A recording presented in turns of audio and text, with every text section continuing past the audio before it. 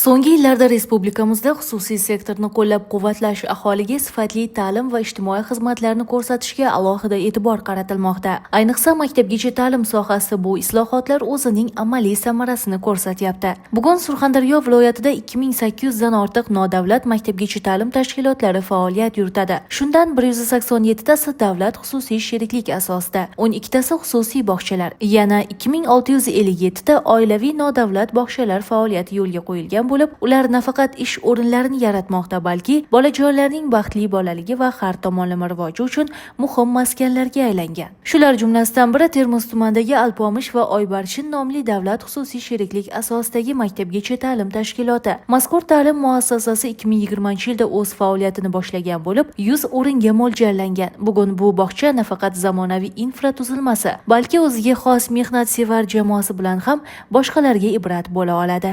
E'tiborli jihati shundaki, bog'chaning asosiy maqsadi daromad orttirish emas, balki ota-onalarga qulaylik yaratish, bolalarga sifatli ta'lim va tarbiya berish, ularning kamol topishi uchun zarur bo'lgan barcha sharoitni ta'minlashdir. Bundan bir 15 yil oldingi vaqtlarni aytaman. Bog'chada to'garaklar yo'q edi. Bog'chadan soat 2 da farzandimni olaman, 4 gacha gimnastikaga olib boraman, 4 dan 6 gacha ingliz tiliga olib boraman. Ham bu yog'i ishlayman. Baribir noqulayliklar ko'p tug'dirilardi. O'shalarni hisobga olib biz shunday bog'cha yaratdikki, hamma jarayon ichida. To'garaklarni bitta joyga jam qilganmizki, ota-ona qiynalmasin. Tasvirda ko'rib turganingizdek, bog'cha devorlaridagi bezaklar, yo'laklardagi chiroyli naqshlar, bularning barchasi bolajonlar va tarbiyachilarning qo'l mehnati mahsuli. Bog'chamiz har bir tarbiyachilarda ikkinchi uyi hisoblanadi. Har bir tarbiyachimiz juda ham iste'dodli, bizda bo'sh vaqt deyarli yo'q. Mana shu bog'chadagi ko'rib turgan har bitta gullar, har bitta nimalar tarbiyachilarimiz o'z qo'llari tomonidan yaratilgan.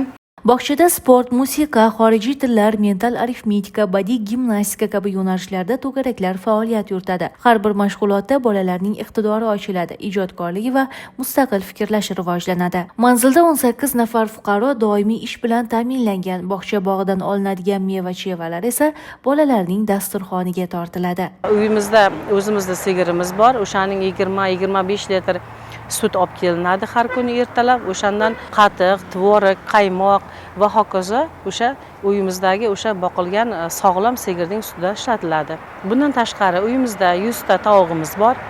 Undan berilayotgan tuxumlar ham to'g'ri bog'chaga olib kelinib, toza sifatli mahsulotlar bolalarga taqdim qilyapmiz. 2 yil bo'ldiki, mevalarimiz hosilga kirgan.